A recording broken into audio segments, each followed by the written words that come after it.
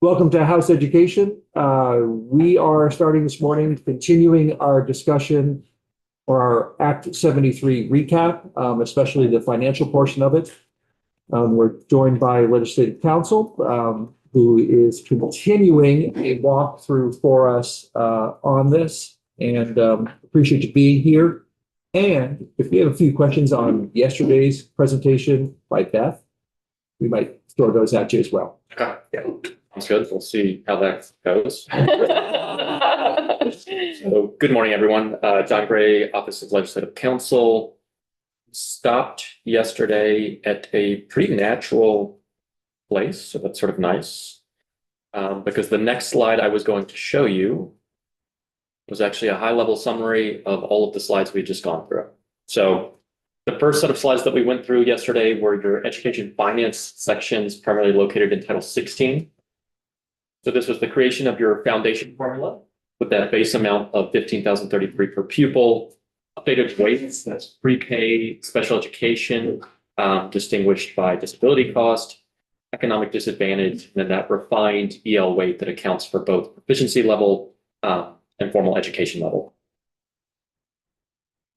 Along with the implementation of the foundation formula, you have a new payout that goes to school districts. That's your educational opportunity payment, your EOP, and it's determined, it's a mathematical equation. You take that base amount, multiply it by the school district's weighted long-term membership. That tells you your EOP. You may recall that in the updates to the pupil weighting section, the weighting for small and sparse districts was removed. Those have been replaced with support grants. We talked about those eligibility conditions yesterday. And then one of the key changes here as well is that the vote is going to look quite different. So the vote is not on the whole of a district's budget, it's just on the supplemental district spending, what they want to spend above the EOP. And that vote would show the required supplemental district spending tax rate, so you'd have some greater certainty as to what the impact of your decision making is. Pause there for just a quick second, just for to have us all remember language. EOP, which we're calling educational opportunity payments. That's essentially what you get above the base amount based on the characteristic of each and every student, correct? The EOP is the full, so it does account for the weighted. You could think of a student with no weights would receive that $15,033 per pupil. So if your school district was entirely populated by students with no distinguishing characteristics for purposes of weighting, your EOP would just equal your student count times the base amount. Yeah. But for all school districts, they're going to have students that have differing characteristics that are recognized by the weighting. So your EOP is the cost to educate all students, accounting for their differences in characteristics. So the EOP is the big check. There you go. EOP is the big check. You can think of it as replacing essentially your ed spending under the existing. Go ahead. I understand it's the big check, except there's some other add-ons such as the support grant for different things. And was there a conversation also about transportation being a separate thing? You're going to get a report. Other things, right? You may have already received a report from AOE actually that's on minimum transportation to be covered and reimbursed. And that would be separate from the EOP. Exactly. So there are some pieces that are dealt with through the streams of pupil weighting, and then some things come through grants like the support grants. So your whole funding structure is more complicated than just base times weighted long-term membership. Okay, thank you. And then supplemental support grants for small schools and sparse schools would still come in the form of a per pupil payment, right? Yes. Well, the way to think about it is that the grant will go to the school district as a whole in which those schools warranting that support are located. But the way the grant is determined, the figure is a per pupil figure. And the grant that's calculated for each school district is a function of the 2-year enrollment in the school that meets the qualifying conditions. So yes, it is a per pupil count, and the school district as a whole receives a figure that reflects all of the student count within the qualifying schools. But unlike the existing system where we make a sparsity determination, for instance, at the district level, you're now making a sparsity determination at the school level. So a school is only qualifying for that sparse support grant if it's located in a city, town, or incorporated village that meets the sparsity condition. So less than 55 persons per square mile within that area. But it's more tightly cabined to get at the actual sparsity where the school is, rather than a district-wide assessment. And the third bullet, budget votes exclusive to the supplemental district spending. They, just as a reminder, they cannot just add on however much they feel like. It is limited. Like, could you talk about sort of the chronology of that limit? Yeah, because I think it starts at 10, it goes to 10, is that right? We'll come to that in just a second, but just to preview, what will be in place as an Act 73 is a statutory cap of 5% of an unweighted foundation amount. So it's not 5% of your EOP. It's like 5% of your EOP if you only had pupils who had no distinguishing characteristics, right? So it's an unweighted count. That's the permanent cap on your supplemental district spending, 5% cap. For the first 10 years of the implementation of the rollout, you have an increased cap that is moved downwards. You hit that 5% cap to allow folks to transition off of their existing ed spending and onto the EOP using the SDS to supplement. So the first 5 years, you would have a 10% cap, and then you go down 9%, 8%, 7%. Let's say you hit 5% in FY 38, I think. And that is not to be confused with the independent school request for supplemental payment, which has a whole other sort of set of criteria in order to make that happen. And that's its own limits.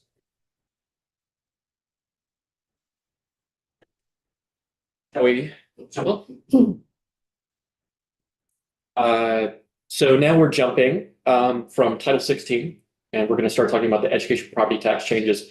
We don't have to talk about the full of this section if you guys aren't interested, but I do want to at least talk about how the supplemental district spending is calculated, which I think is most relevant. So we're jumping to section 46 within the Act if you're following along, but again, I hope that you're not. And then here's where we are in the VSA. So we're now jumping to Title 32, Chapter 135.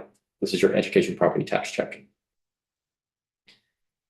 So again, overview of the full set of sections here. We may just do 46, 46A, and potentially 47, 48, but I think most relevant is 46 and 46A, and we just kind of talked through 46A. But just know that these set of sections, they include your new supplemental district spending concept. They apply the statewide education tax rate that is replacing the existing locally varying homestead rates. Now there's a uniform statewide education tax rate that's used to raise the EOPs for all school districts across the state. We have changes to the December 1 letter to recognize these changes. We don't need recommendations for the yields anymore. We do need recommendations for the supplemental district spending yield, but I'll explain that in a second. There's some transition mechanisms for folks to move from their local homestead rates to the new homestead rate that they're going to see under that statewide education tax rate. And then there's other changes for income sensitivity related to repealing the property tax credit and replacing with a homestead exemption. This is going to look awfully familiar from the sections we saw before. All of this is contingent in the same way that the foundation formula rollout is. So that's that contingently effective July 1, 2028. The date you see on the left, the July 1, 2027, we have to roll out the changes for the December 1 letter in advance of FY 29 so that you can get those recommendations from the commissioner to roll out these tax changes. And then the date you see on the right, the passage, that's just a report. So of course it's a passage. And just to remind you, this is the contingent effective language. So two pieces. School districts, the new school districts contemplated the Act have assumed responsibility for education. And you have received that foundation formula report under section 45A to provide the General Assembly an opportunity to enact legislation in consideration of the report.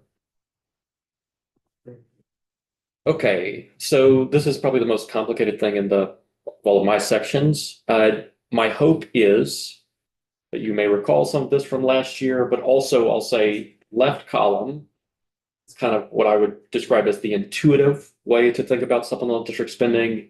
And then right column is getting into the math that substantiates it. But I think it will make sense after I talk through it. So you're replacing your current funding formula language with new definitions for supplemental district spending.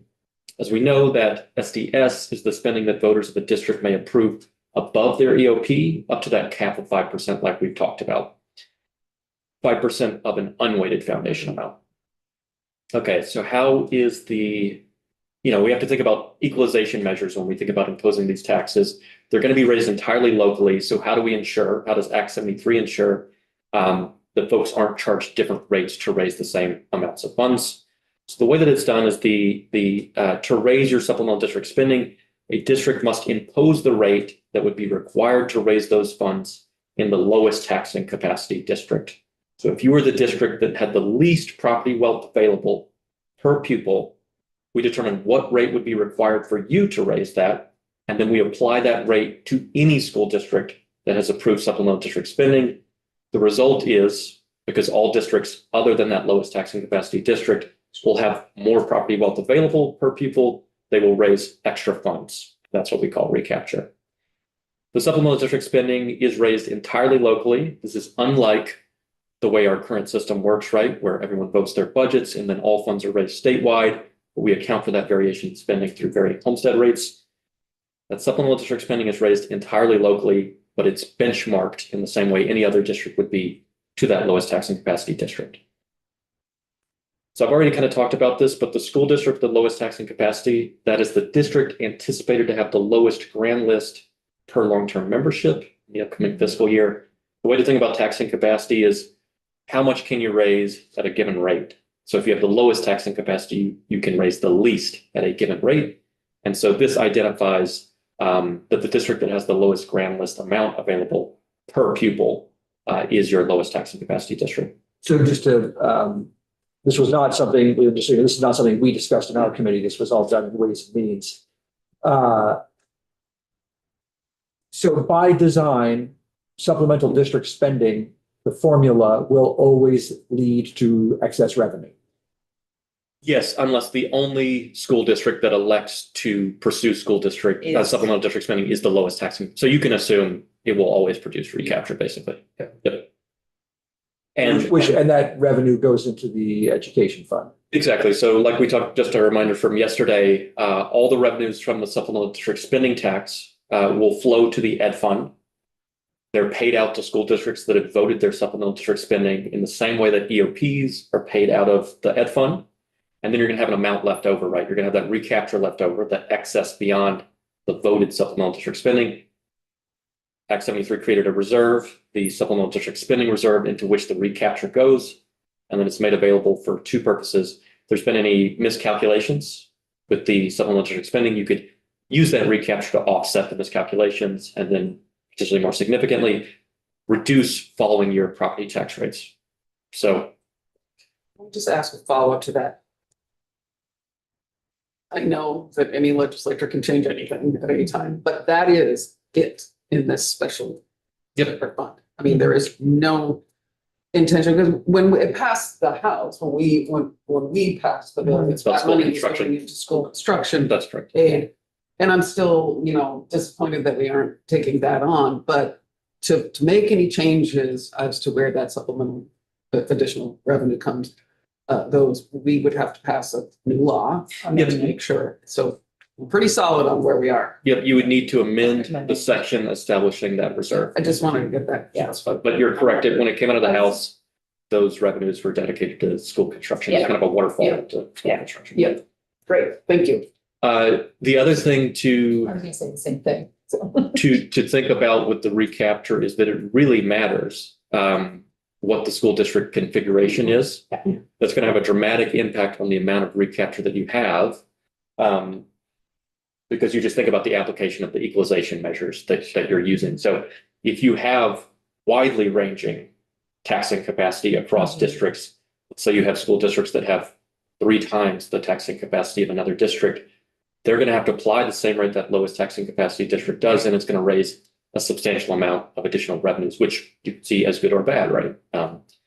Produce extra revenues that could be used to lower cost. But if you have, as proposed in the initial proposal at the start of last session, 5 districts, the equalization measure, the revenues it's going to produce are going to be quite different because, some of the thought there was that you'd have relatively close available property per pupil, in which case the recapture might not produce that much at all. So just to say that depending on what happens with school district configurations, you're going to want to revisit the equalization measures of the supplemental district spending. again, I'm sorry, do you mind if I want to make sure that this is clear for everybody who's watching this. So in a district, multiple towns in a district, you can have a town that has a ski area in it and a town that is like, has no range list value at all. So there can be huge discrepancies within a district, current districts or new districts that are coming. And I just want to make sure people understand what this actually does. Yep, and I mean, that's a good point that the taxing. I'm sorry, I don't mean to interrupt, but let me just add something to that. Rural areas are especially vulnerable to this is my assumption. I'm not sure I'm right, but I feel like that because I see it. I guess a bit that I can add is it's right to identify that taxing capacity is identified across the whole of a district. So act not right. Right. Yes, thank you. I was just gonna say that was, a consideration, because I was a member of the task force, looking, like, why are we looking at the grand list of these different regions? Well, all has to do with supplemental spending. That if your grand list for that region are very different across the state, then great, it's gonna affect yes. So trying to The sort of, goal goal was is, to make it a little more so everybody has about the same capacity. capacity, Exactly. if you can, as possible. Just trying to check my understanding here. That's the goal, but then also that means one of the consequences is this notion that supplemental spending is very much local, that local decisions and local people will feel it and know it, that one of the challenges we have right now is maybe people aren't fully feeling or knowing the decisions they're making and how they impact them locally because of it. We are continuing that phenomenon in a way that we're spreading the whole sort of notion of supplemental spending. We're still spreading it in a statewide paradigm. Well, the taxation of it, and so it isn't entirely a local decision that is made and felt and paid for locally. If you mean that they don't just get to charge the rate that would be required in their district to raise it, that's right. But it is raised entirely locally. Yes. And they would know the cost of their decision making at the time that they vote. Right. Or close to. Yeah. I guess I'm hearing conflicting things. So what you're saying is perhaps contrary to what Representative Brady said, it is raised entirely locally and it is felt entirely locally across the new bigger district. District, not state. District, not state. Yeah. But to wrap my head around it, they don't get to keep all the money they raised. That goes into that, and that's something the part you're saying, but they have to be in that letters communicated. Here's the rate you are having to charge because we have to tax at the rate of the lowest grand list district, whatever. So will you vote on this in this community to raise this money? There's going to be extra money that we don't need that's going to go back to the ed fund. And communities may say, yeah, I'm good with that. Or they may say, if I'm not keeping that money, I'm not voting for it. But that would be made clear to them before the vote. So, yeah, the local vote is. But if we had districts of more equalized. equal grand lists, And even though hold on a second, please. Even though if we have, they would not generate a lot of excess revenue.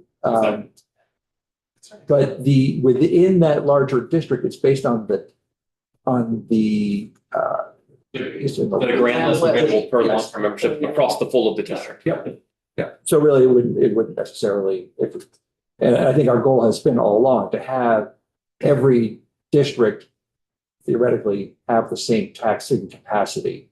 So we don't have those inequities. And so the consequence of that would be that we wouldn't have a lot of extra money. But that was why I mentioned rural areas, okay? Because the variables in rural areas are more significant than in more areas. It feels to me, my assumption. You'll have larger catchment areas for districts if we follow Act 73's goals. And so you'll have larger variations of grand lists within that district. See what I'm saying? Yeah, Question. although, you know, one way you might think, I guess this is implicit in what you're saying, is that if you're a lower property wealth town within a larger situated district, you can avail yourself of the benefit of the fact that you have other towns situated within the district that have higher property wealth available. I Yeah. totally understand that, but I also understand that the town in that district that is the higher property values are gonna feel really weighted, you know. Feel really what? Oh, I see, yeah. The burden will be on them. And I keep going back to those towns. Is that an accurate They statement? will be paying the same rate. So I think some of the confusion here is related to whether, I mean, I hesitate to use the word burden, but that's the word that we're using here. Whether someone, there's kind of a sense of like, is it unfair that I have to apply a rate that is in excess of what I would have to charge just to raise the funds that I need? But everyone would be paying the same rate. Right. It's just that wealthier towns would inevitably raise more money. They're doing so. But you can think about, that's something true of the current system too, It within your is. school districts, right? Any application of a rate across varying property values means that those with higher property values raise more funds. And typically, at least when I'm talking about equity in this context, I'm thinking more about the rate that's applied rather than the amount of funds that they happen to raise, which is, I think, why I misunderstood Yeah. the question about people might object because they're raising extra funds. I just, like, as a lawyer, I just hear this, well, they're paying the rate that's Yeah. charged to raise it. Which they're doing now. Yeah. Continue down a line of really dumb questions. Yeah, trying to in this understand. Okay. case, no dumb question. So I'm gonna use my own district. So right now, it's a district that has multiple towns in it, but one school district. Let's assume that district boundary, just for argument's sake, stays the same, but we move to this funding mechanism.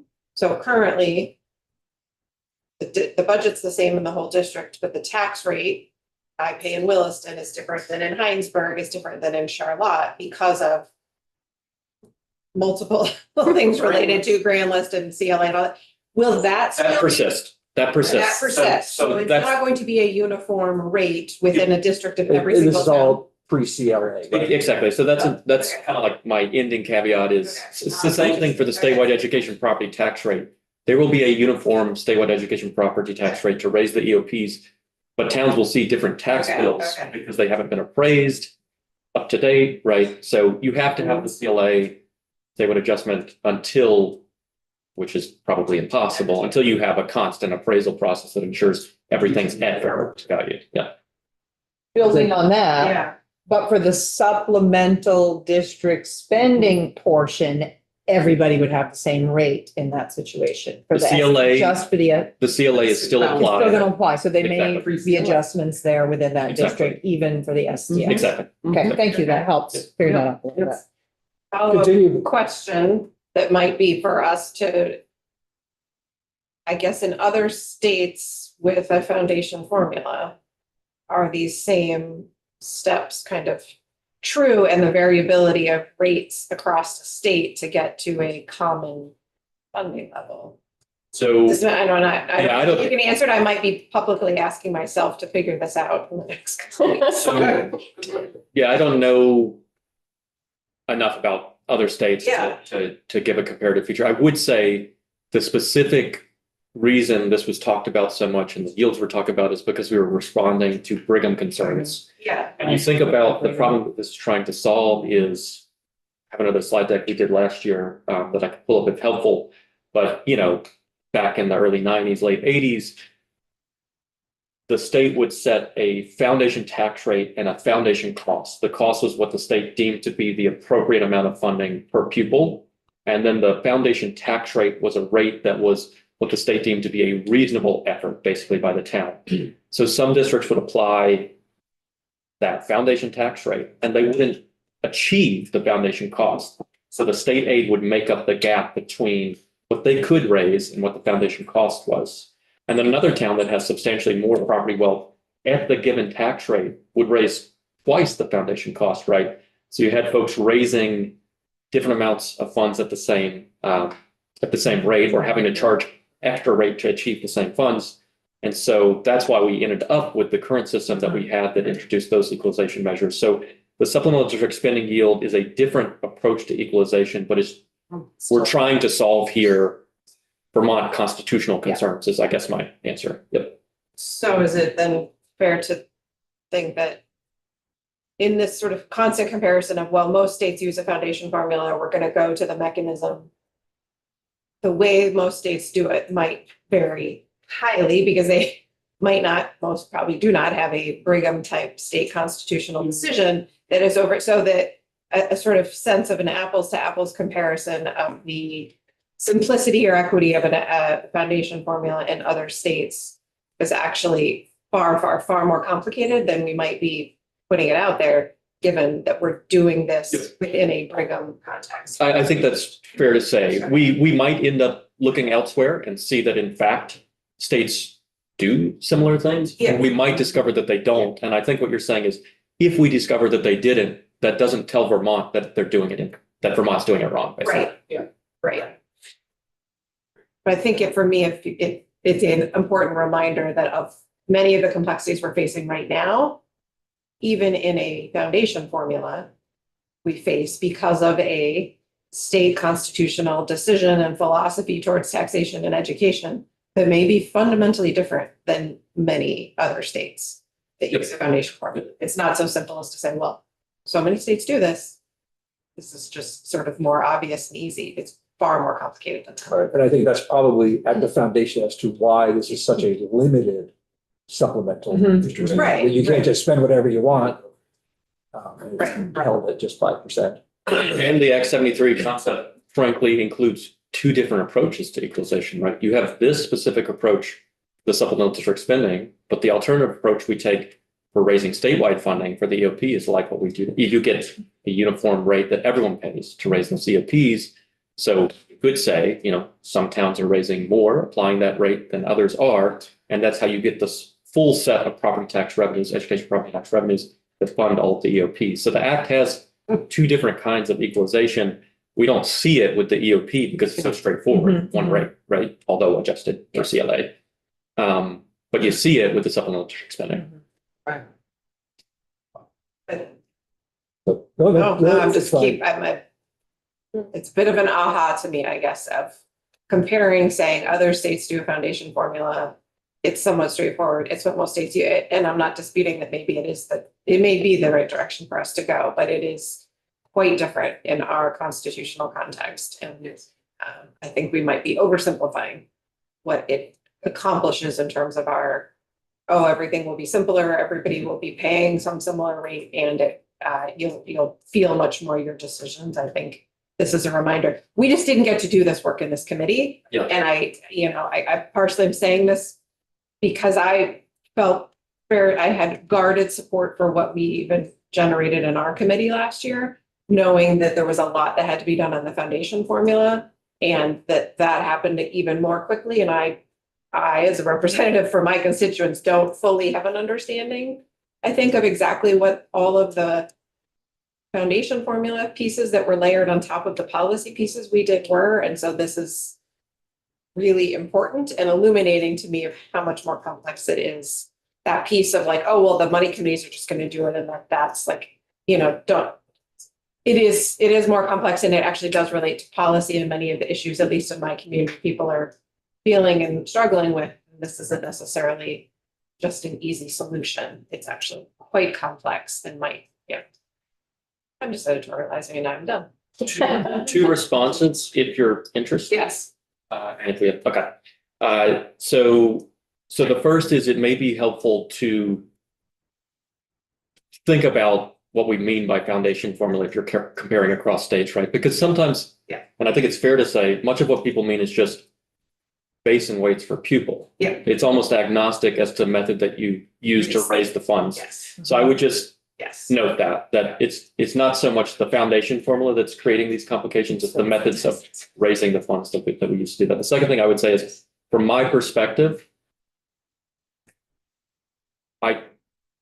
there are attractive features of this from a simplicity perspective. They may not be obvious just because we're talking about this right now, but the thing I would note about calculation of the yield, which I'll talk about in just a second, for the supplemental district spending is it really is more of a mathematical exercise and doesn't include the waiting for school budgets to be passed to determine what yields are sufficient to raise all of the revenues.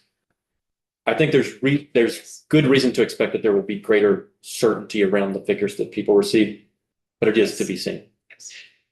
So with that, I would turn to, I mean, I think we've already talked through the concept, but just if you're interested in the way that the math works, the supplemental district yield is what turns the equalization measure into the revenue raising machine. So it's exactly what we've talked about. You just ask, if you were the lowest taxing capacity district, how much could you raise at a 1% rate? How much could you raise at $1 per $100 of equalized education property value?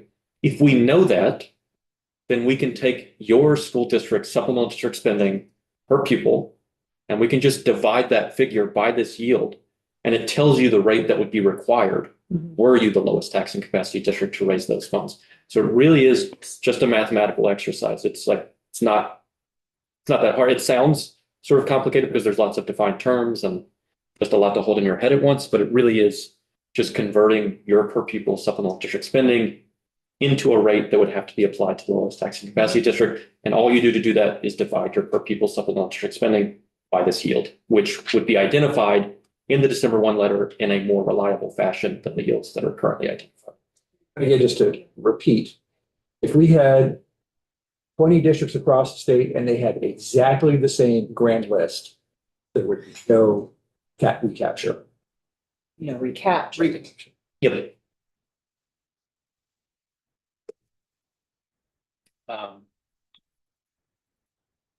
So yeah, leads to recapture, excess revenue. We've talked about that. That's great.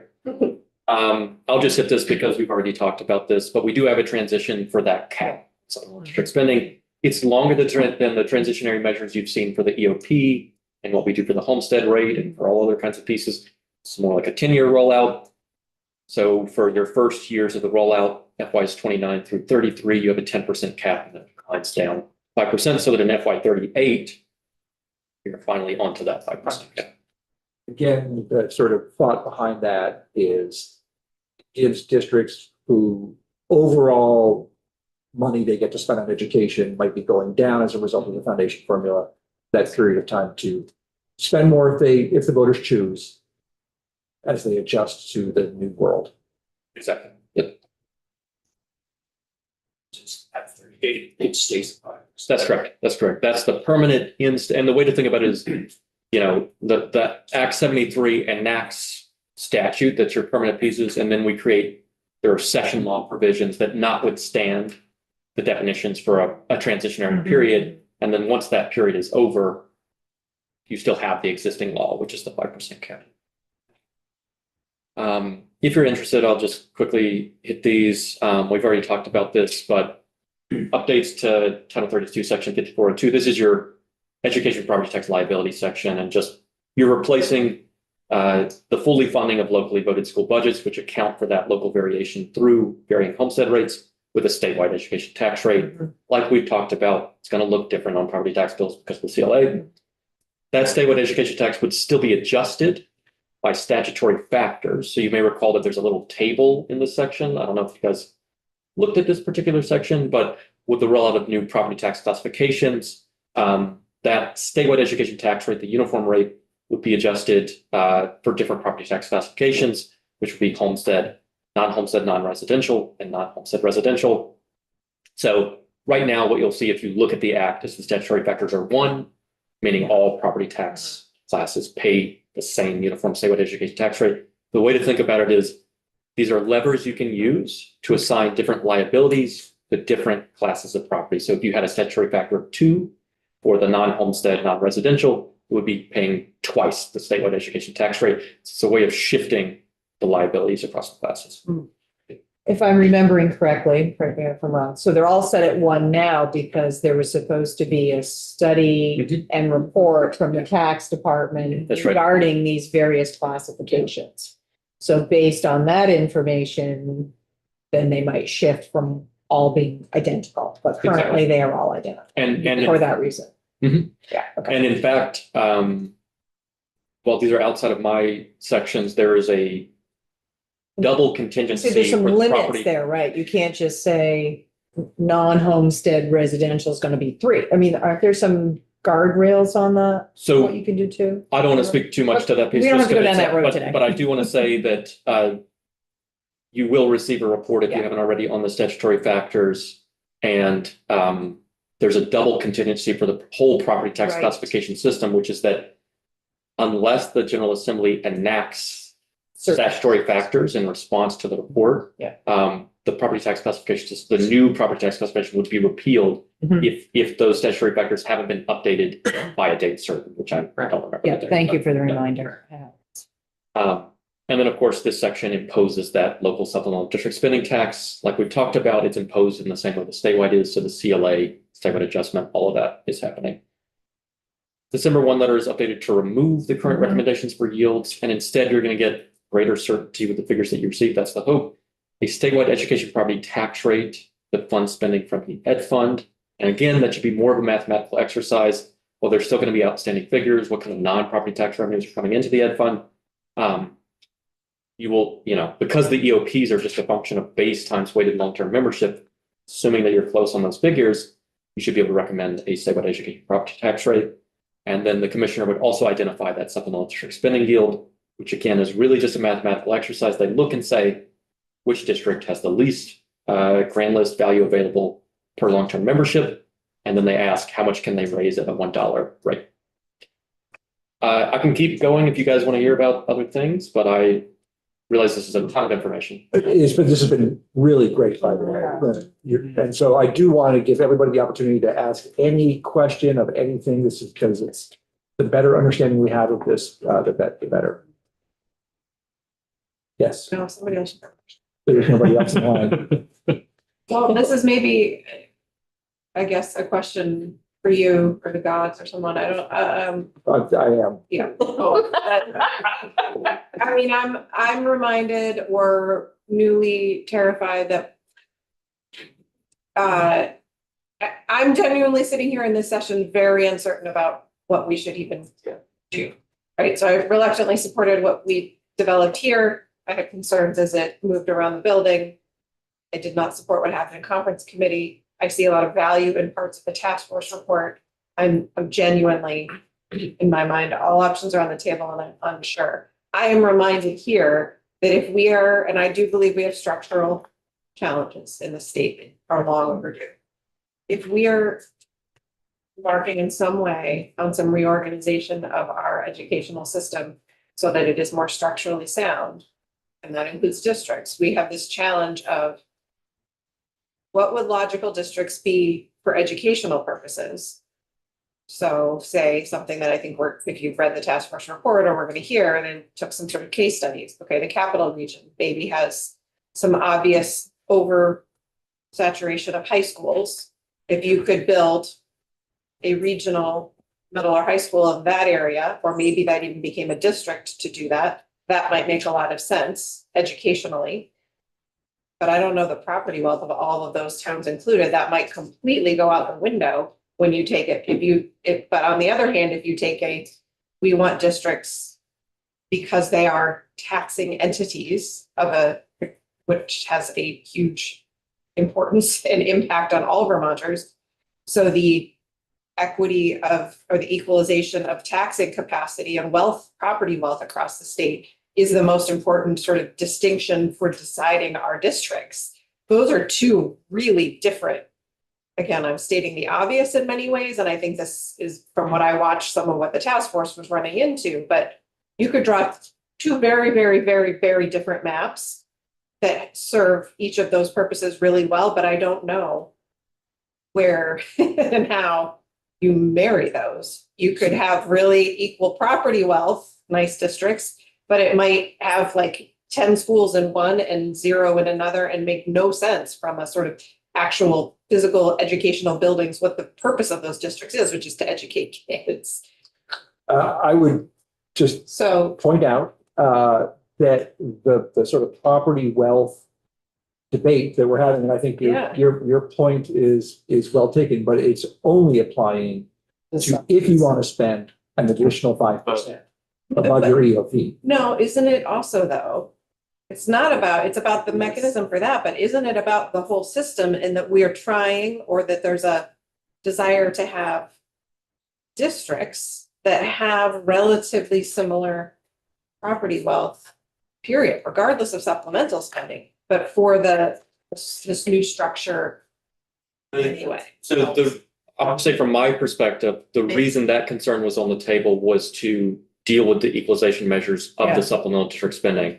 It's also to be said that if you, for instance, find, because you may not, but if you do find, like you're identifying, that there's a tension between the configuration for a district based on the education quality that you want to achieve Yeah. and the school district that you want to achieve based on creating comparable property tax values, you can choose, I mean, of course you can choose either, but if you choose the education quality approach, which again, they may not be intention at all, it's to be seen, you could choose that and change the equalization measure that you use to produce this. So you don't have to benchmark. I mean, Act 73 does this. It benchmarks to the lowest taxing capacity district.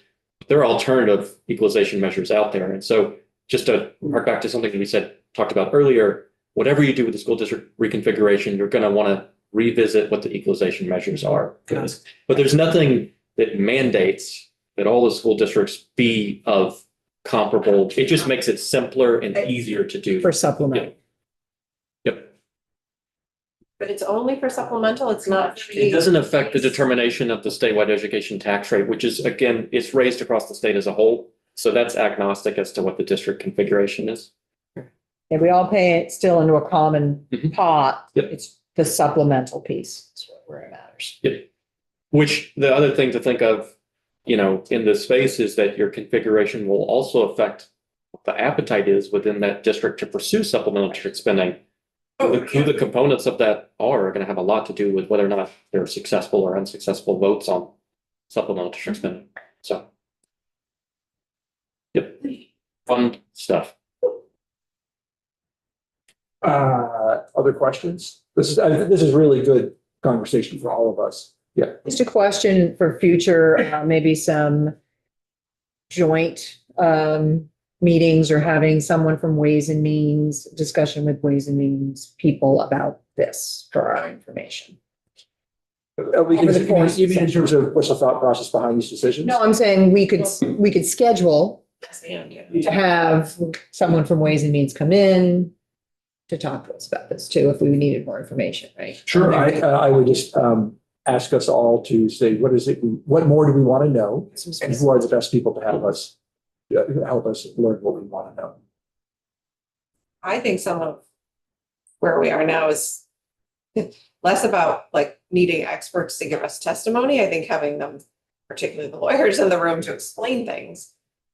But I think we're partially more at a decisions based on making sure we understand the same thing and then making those decisions. I would totally agree. And so having like and the so- two committees that are grappling with the same thing in the room at the same time even could be useful. Let's give us a I'm thought. overwhelmed. And, if folks have a proposal for anything, let me know. Yeah. I'm not, I really want us to decide how we're going to move forward and not sort of say, okay, I'll try to figure out how to solve that. So you heard Again, it is contrary to. So again, please give me a plan for what you want to hear, who you want to be who you want to have in the room. As we move forward kind of into next week, we're going to have just time. Yeah. And so if we want John in the room, great. Let's make sure we have that scheduled. Beth as well, of course. Yeah. All right. Would you like to hear more or are you Well, it gonna? depends on what you want to tell us more. I don't want I'll show you the It's always a slides. good idea to let us just sit with this for a minute. Oh, actually, I have a question. I feel like in a lot of ways, we're sort of catching up on discussions that Ways and Means had last year. So in your various presentations to them, is there just sort of a couple really high level examples of how the math works on supplemental district spending, like in a theoretical state, like really, I have to confess, I need, a pretty basic walkthrough on that. For sure. I think that JFO may have some Okay. presentations on that. Okay, It's great. something I'm gonna try to do better at this session. I typically don't have like visual accompaniment to mine. I just like say the Yeah. thing. And I'll think that it's intuitive and, And again, just to reiterate, because I think reiterating is really important here. Sort of once everything is fully implemented, we're talking about a 5% supplemental district spending, not Right. Max. let's go to town. Yeah. district spending. Yeah, no, and I'm not asking. for Then anything new, also just something that Only happens might if the already voters exist. approve it. I appreciate, it's something I want to do more of, time permitting, is Yeah. introduce some visual aids, because I know that people learn differently, so, yeah. All right, so what is on the next slide? I'm curious. Just so you know, there's a homestead, I should have done that. Yes. There's a homestead rate transition. I don't have to bore you with this if you want to hear. about it. Actually, I think it's very important. It's done in the it has a very similar structure to the EOP transition we talked about yesterday. Conceptually, what you do is you just identify the gap between your school district's FY28 homestead rate, which is, again, that's pre-foundation formula rollout. That's your locally varying homestead rate. So you determine that the gap between that and what your FY29 EOP would be. And then using that fixed gap, you prorate it across 5 years, and you give an adjustment to the school district's EOP, which again is just a function of that base times total long-term membership. So you're moving folks from their pre-foundation formula homestead rate onto the statewide education tax rate, essentially. It's slightly more complicated than that because you're creating a fixed gap that isn't annually changed based on what your new EOP is. But for purposes of certainty, actually knowing what the rate that's going to be calculated is, it's a fixed gap, and you just get a yearly adjustment to your EOP to smoothly move folks. Please correct me if I'm wrong. Thinking behind this is we are going to have districts that currently spend, or they're at the bottom of per pupil spending. Their sort of overall tax rate, not individual, this is all pre-CLA, will go up because they're going to be receiving more money. Districts like mine, where we spend a lot per pupil and the EOP is probably going to be less, our taxes are going to go down. This is that you don't get it all at once. You don't get it all at once. It gets moved gradually. To the individual taxpayer, it's going to be completely different. You know, the non-residential, the second home category that is being created is to generate revenue so that overall folks come out better at the end of all of this than worse. But that's going to depend on your individual circumstance.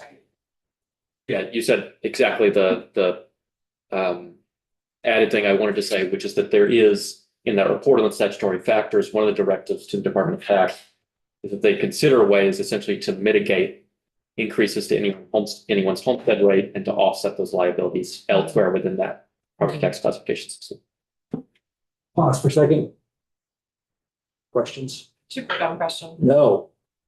No one is allowed to introduce their question. The concept of the more variable rate on, or the potential to generate more tax revenue from second homes, then that benefits the district in which those second homes are, or the whole state. Whole state. This new. Benefits the whole state. So actually, that's a really important point. Something I That's should a have good said point. earlier.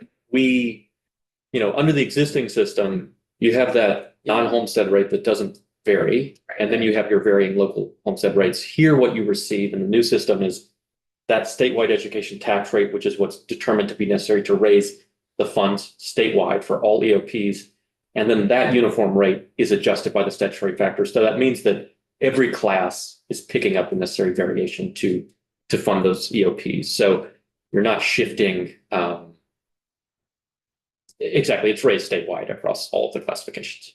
It's not the burden falling on homestead, right? It's,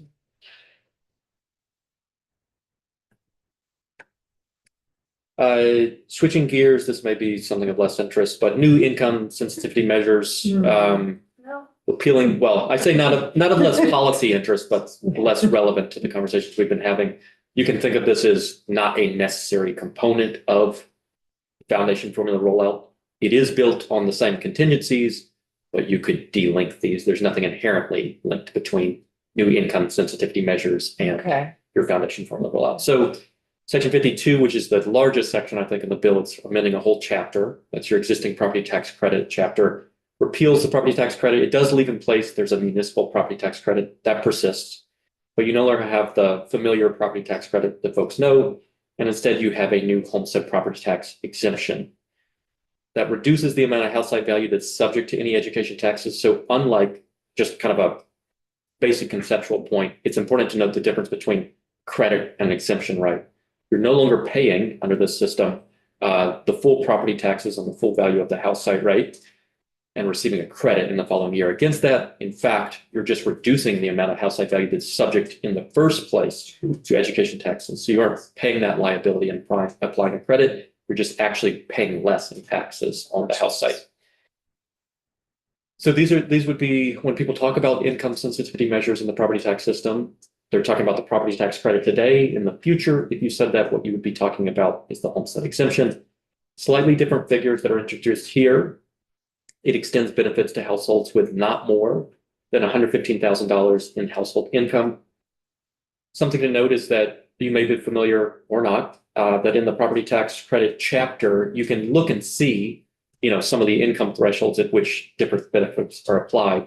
But as I think we all know, it's actually a function of the math. It's a function of the relationship between the property yield and the income yield, where in a given year, the max income is at which a household could receive the property tax credit. So you can't just look at existing statute and say where the benefits fizzle out. You need to know the math for the property tax credit system. That's not the case under this. Here, you only receive the homestead exemption if you fall within one of the identified income brackets.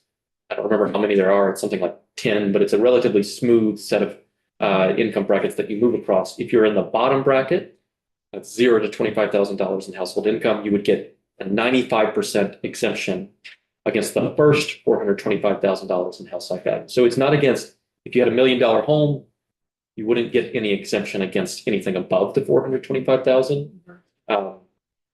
But yes, if you're at the bottom of the bracket, you get a quite large homestead exemption. And if you made between 110 and 115, you would get a 10% homestead exemption. I'll pause for a moment on a timing question. Are you, John, booked for anything? I'd like to keep this conversation going if people are up for it. I can keep going. Okay, good. And we will take a break. Sue, are you okay if we delay a little bit? Yeah. I'm also very close to wrapping up. So this is a complex change, and so let's take a little time to discuss it. Concept being that there's still going to be an income sensitivity measure. It's just different. So Does the concept change or address in our current system, the criticism or see is you might have folks living in a very high value property on a fixed income. And this can vary. This can be, truly low income fixed income. This can be folks who have a lot of investments, money elsewhere, but their actual income is only a small Social Security, et cetera. And so you potentially have in some places, a retiree or maybe a couple of retirees paying very, very much less on a property that a working family next door is paying far more for, even though the property values are quite similar. Mm-hmm. Is this, I'm trying to understand conceptually, is this starting to chip at that tension? I think that the answer to that question is it does not change the definition of household income. So you would be assigned to that person, that a couple would be assigned to the same income bracket.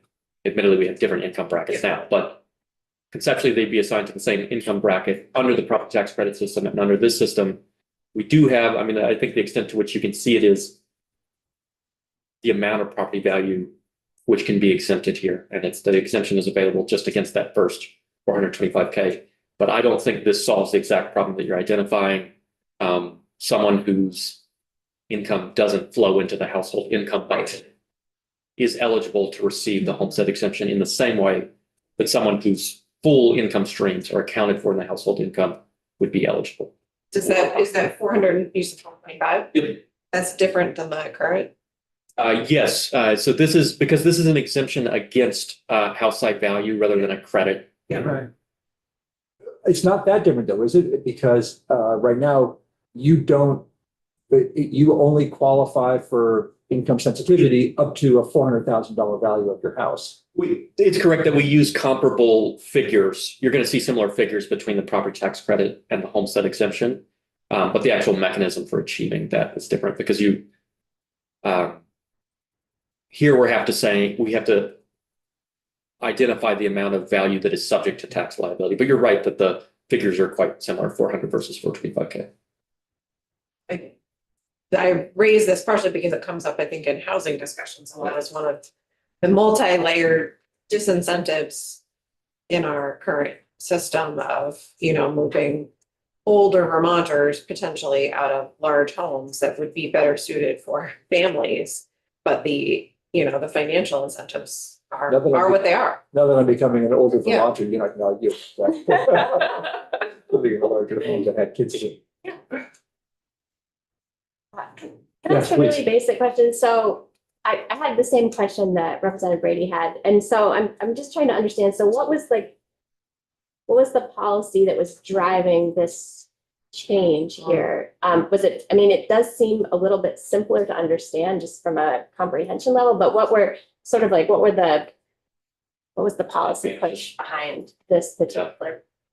So this is something you would probably be advantaged by talking to the members of that committee, but some of the things that I recall are, I want to say that this offers a timing advantage, right? Because under the existing system, you could have a gap between like last year's, property values, and then you have a dissync between when your income is valued and when the property is valued. Here, you have a closer sync.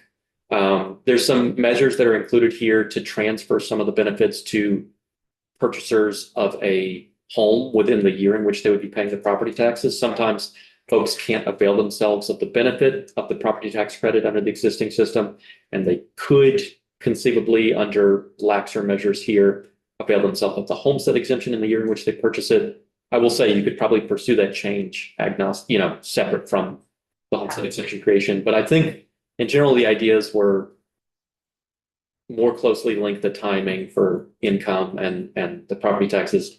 And then also, I think the representatives and maybe JFO would be able to speak to whether this offered greater benefits. And I think that's what you see in the Section 51 codification of statutory purpose, is that it's intended to extend greater benefits to lower to moderate income Vermonters. And I think it costs, if I remember correctly, slightly more than the existing property tax credit system, because it is extending more benefits to folks in those income ranges. So it's slightly kinder, you could say, although it's different, right? Because the curve is different for what the exemption is. I overlooked one of the biggest stated reasons for why people pursued this. The existing system has huge benefit cliffs, right? You jump from here to here. This is much smoother curve, so you don't face the same, like those disincentive effects where someone says, I don't want to make this choice because of the huge change in my liability. You might have less of those disincentive effects. They could still have disincentive effects, but they might be jumping from smaller bracket to smaller bracket rather than big to big. Another really important thing to note here, Section 53, because I think this is one of the things that passed out of Senate Finance, I want to say, and folks felt, comfortable, but still wondered if more could be done on this to smooth the curve or extend benefits in different places. So Section 53 tasked the Department of Tax with coming back at the end of this year with an alternative homestead exemption structure, and it would include an analysis of implications of moving to income sensitivity measures that recognize households of up to $175,000 in household income. So that would pretty dramatically change the scope of households that would be eligible to receive the homestead exemption. The thing to note, of course, in that conversation is that the more you extend the benefit, right, you still got to raise those revenues. So, But part of the discussion that took place, it was really looking at those areas where there are low spending districts. And so therefore, as the foundation formula turns them into higher spending districts, tax rates would go up. And how do you protect the lower income, low to moderate income folks in those areas from those bumps so that, they are frankly willing to support that added spending, even though the overall state tax rate might go up or compared to what they were paying. And so with an enhanced income sensitivity program, the idea is that on average, folks will come out better off or equal than worse off. Again, And I price think, differently individually. I think you can, I'm pretty sure I recall JFO having visual slides on this that showed a table. It's different, where you're situated within brackets, where your household income is. And it's basically shaded in different ways to indicate where the benefits accrue and who would pay more or less under the new structure relative to the old structure. And I think the choices that were made in Senate Finance that kept trying to find a curve that produced lots of a happy color for everyone in the room that were generally creating benefits for everyone as against the current system. But it would be helpful, I think, to see that slide deck. Thank you. And then just really boring stuff, conforming changes, update references to the property tax credit, to the homestead exemption, and then I say boring, this is not intended as an insult to the Ed Fund Advisory Committee. It's boring to me because I have nothing to describe. Updates the directives of the Ed Fund Advisory Committee to address that foundation formula rollout and the homestead exemption. So just high level to go over all the sections I just went through today. This is reforming Vermont's education property tax system to replace those locally varying homestead rates with a uniform statewide education tax that would be adjusted for tax classifications. And as we noted before, still have the CLA applied. So tax bills will look different. Imposes that supplemental district spending tax for districts to raise funds locally for their voted SDS using those equalization measures that we've talked about, benchmarking to the lowest capacity taxing district. And then, like we just spoke about, repealing the property tax credit and creating the new homestead exemption structure, which is your new income sensitivity measures. All of that to roll out at the same time as the foundation formula, contingently effective July 1, 2028. And just a plug, we do have an act summary that says all the things I just said in 2 pages. So that's nice. All right. John, thanks very much. Really helpful. Thank you for being patient with us. Let's take 5 minutes. Everybody back.